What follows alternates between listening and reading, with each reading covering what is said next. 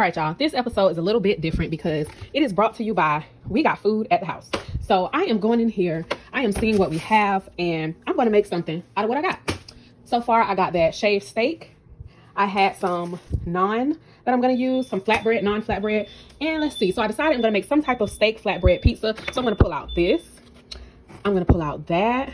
I'm going to pull out that. So this is where we at so far. What do we need? We need veggies. So let's go here. Let me get these. Let me use these because I want to use those sweet red peppers in there. I just located some fresh cilantro, some tomatoes. I'm going to do those. And I think that's it, y'all. What else? Y'all see anything else that might be good in this combination? And you know we're not doing any of this without Queen Chef seasonings. So let's act right. Act like we got some sense. We're going to take Kingdom Come, the all-purpose. And we're going to take Majestic meats for the meats. And this is where we're at right now. This is where we're at. And again, this episode is brought to you by We Got Food at the House. And basically what that means is I don't want to go buy nothing. I come in here, I see what I have, get all my ingredients together, and like, I can make something out of nothing. All right, guys. What's up? It's Queen Chef, Chef Author Healer. And like I said, this episode is sponsored by We Got Food at the House. So this is what we ended up with. I'm going to show you guys what we're doing here, what's going on. But so far, what I'm really thinking is flatbread. That's what we're going with it. But we're going to gourmet it up a little bit because, you know, you got this Southern gourmet extraordinaire. Okay, y'all, so I rinsed that off, got it straining. While that strains, get some of that water off of it from the rinse, we're gonna prep these veggies. But look, as you can see, I added an onion, told you I was gonna add an onion. We still got the cilantro here, tomato, but I swapped out. Now, this is a weird me thing. I don't like too many of the same colors in a meal or on a dish or whatever. I love the variety of all the different colors. So when I spotted this jalapeno, it made much more sense to put that red sweet pepper back, use the jalapeno because I already have a red tomato anyways. But like I said, it is just a weird me thing. So if you want to go with the red pepper that we chose during the selection of things we got at home, go ahead. But I wanted to use jalapeno and I didn't want two red things. Now that we've done a little bit more prep, I'm going to take my shaved steak, the onions, and the jalapeno. I've let that drain. We're going to put that right in here with just a little bit of olive oil. Just a little. And we're going to dump this right in the pan. Let that get to cooking. The onions, jalapenos, and the steak. And of course, Majestic meats, y'all. As you can see, I went a little heavy on that. Because it's not going to be super salty, but remember, you want those flavors. So I'm going to turn that up to about a 6, let it start sizzling. And while that goes on, we're going to get our flatbread ready for the top. Now we are going to prepare our flatbreads. I just have these little ones. I wouldn't say I grabbed these from Aldi, y'all. Just these little, basically non-garlic flatbread. I'm gonna take 2 of them and we're gonna get these ready. So first things first, we're gonna make our sauce. What I grabbed from the fridge was my pesto. So I'm gonna use pesto as well as my Italian herb paste to make a good sauce for this.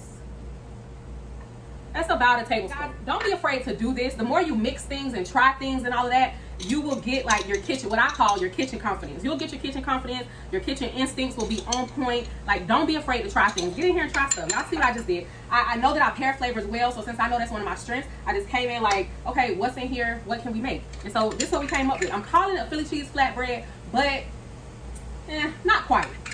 When it all comes together, you'll see why I say that. Not quite. So I did about 1 tablespoon of the Italian herb paste, 2 tablespoons of the pesto, and remember, this is not regular pesto, obviously, guys, because it's red. So the regular pesto is like a dark green. This is the rosso pesto. You'll also see it in the store sometimes. It'll say sun-dried tomato pesto. I'm going to take half of it, half of this mixture, and use it as my sauce, my base on each flatbread. All right, y'all can hear that meat sizzling now. So I'm going to pause real quick over there to move this around.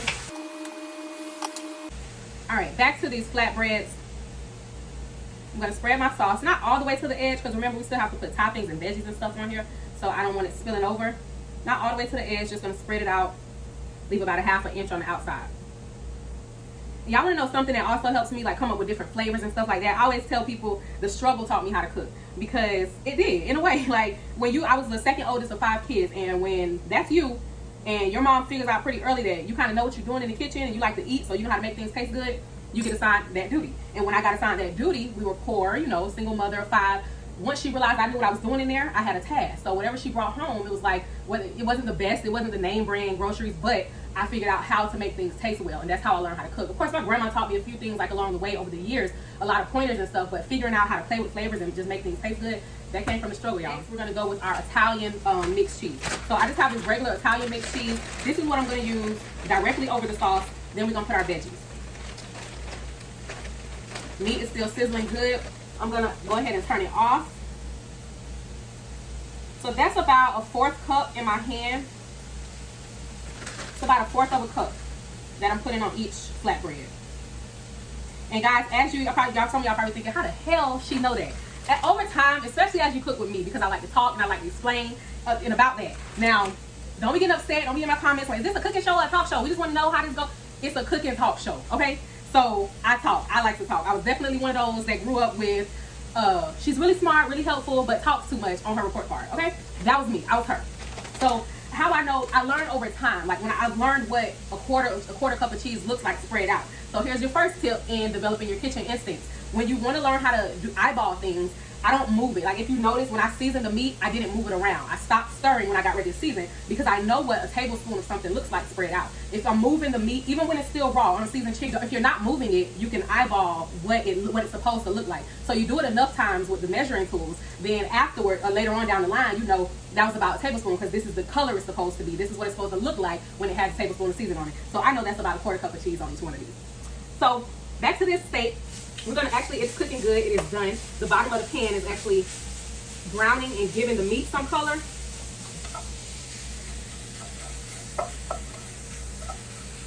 That's what that's looking like. And I don't want it to go too long because I don't want it to dry 5 to 7 minutes. It didn't take long at all. I'm gonna put my veggies, then we're gonna put the meat and a little bit more cheese on top because that's how I'm feeling.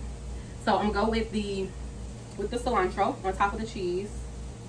And just spread it out. Now it is a little bit sticky because I rinsed it, so you may want to prep some of these since you guys have the video. I didn't have prep time, guys. Why? Because this is sponsored by We Got Food at the House.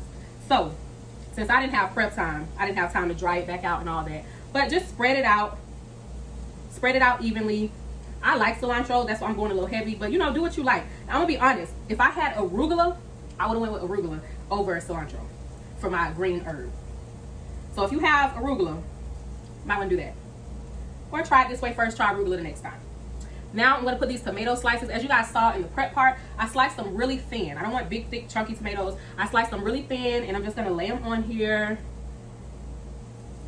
Cover it pretty good. Now, I love veggies, guys, so I'm going to load mine. Like, mine is going to be loaded down with veggies. I'm going a little heavy.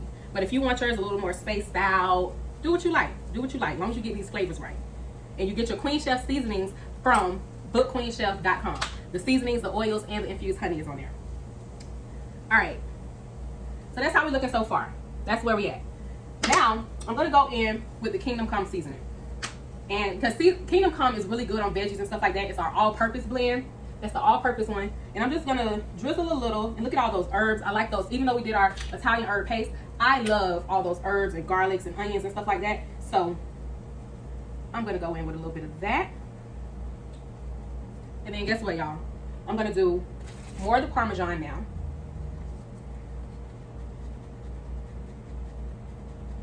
And then we're going to put the meat and cheese on top of that. So not a whole lot more. What I really want to do with this cheese, this layer, I just want it to hold those veggies down. I don't want my veggies rolling off, falling off. I want this cheese to fuse with that Italian blend cheese and kind of hold it all together. That's why we didn't go too heavy on that bottom layer. I'm going to take that right out of there and put it on there. And I want to make sure I get my jalapenos that I put in there, my red onions that I put in there. I'm going to spread the meat out, of course.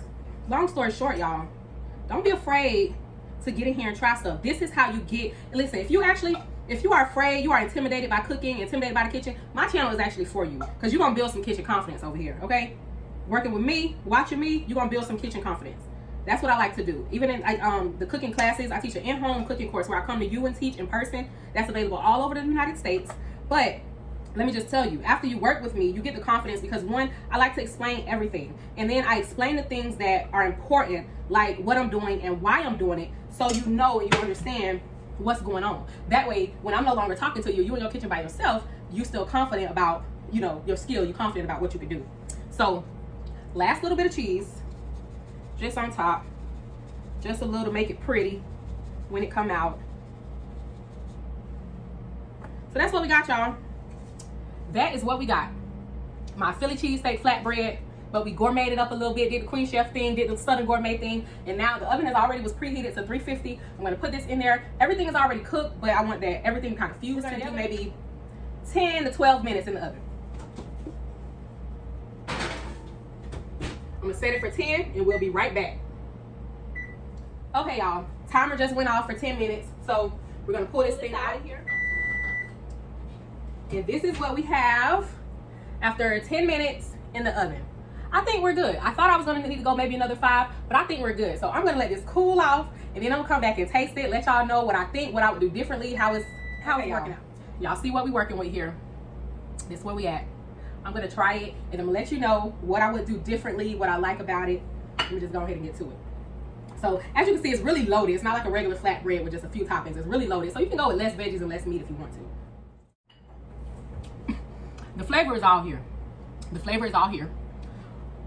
I don't know if there's anything I would do differently. If anything, I maybe want to taste my cheese a little bit more, or if you like it a little more cheesy, I would go with the Italian mixed cheese on top instead of the fresh Parmesan on top. And I think I changed my mind about that arugula. The cilantro hits.